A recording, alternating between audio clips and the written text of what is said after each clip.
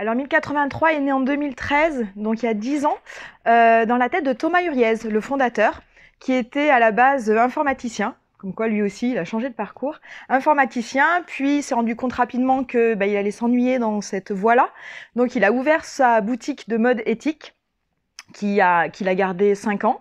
Et puis en approfondissant le sujet avec cette fibre éco-responsable, il s'est dit pourquoi pas relocaliser la fabrication de jeans en France.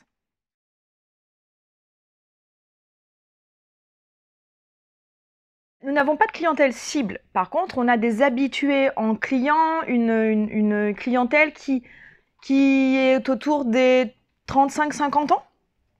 On souhaite rajeunir justement cette clientèle, mais quand on dit on souhaite, il faut que le message parle.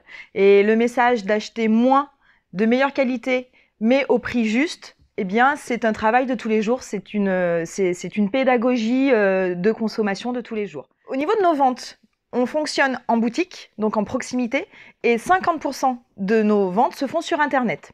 Donc effectivement, jusqu'à janvier 2023, n'importe où vous habitiez dans le monde, vous pouviez acheter un jean 1083.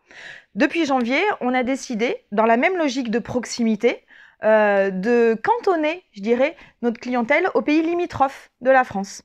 Puisqu'on s'efforce de tout faire dans une distance de 1083 km maximum, donc ça n'aurait pas de sens d'exporter à l'autre bout du monde.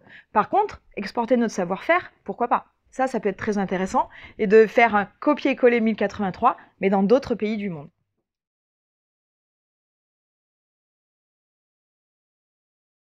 Alors le prix, c'est très intéressant les mots que vous utilisez. Le prix, c'est pas un prix élevé, c'est un prix juste. Alors bien sûr, c'est pas à la portée des bourses de tous les ménages. Ça, on en a complètement conscience et c'est ce qui est dommage. Le prix, donc, c'est un prix juste, c'est-à-dire c'est le prix du travail fait en France, donc des salaires français, des matières premières bien sûr, mais c'est essentiellement les salaires effectivement de métiers, de personnes qui sont embauchées en France. Par contre, le prix qu'on connaît régulièrement, les prix de 30, 40 euros le jean, ça c'est des prix qui ne sont pas normaux.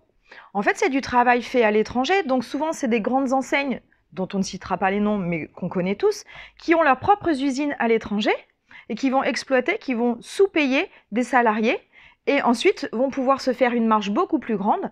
Il faut savoir qu'il y a des jeans de grandes marques qui ont le même prix que les nôtres. Nous, on est sur une moyenne de 130 euros, mais qui vont très souvent les solder parce qu'il y a du surplus, etc. Ou bien avoir une marge, garder ce 130 euros, mais avoir une marge exponentielle par rapport à la nôtre. Il faut savoir aussi que 1083, nous fonctionnons à flux tendu. C'est-à-dire que nous n'avons pas de surproduction. C'est pour ça qu'on ne fait jamais de solde, pas de promotion, pas de Black Friday, tout ça. On n'est pas là sur l'incitation à la consommation. Par contre, quand c'est à flux tendu, le revers de la médaille, c'est que les gens doivent souvent attendre leur jean en précommande, ou quand on a du stock, ils l'ont directement, mais c'est vrai qu'il n'est pas rare d'avoir 15 jours de délai. Mais c'est ce qui est encore plus intéressant parce que c'est-à-dire que quand on fait un achat, on le conscientise. C'est pas un achat d'impulsion, de consommation pour se rassasier tout de suite. C'est vraiment un achat réfléchi et pensé plusieurs semaines, voire mois à l'avance.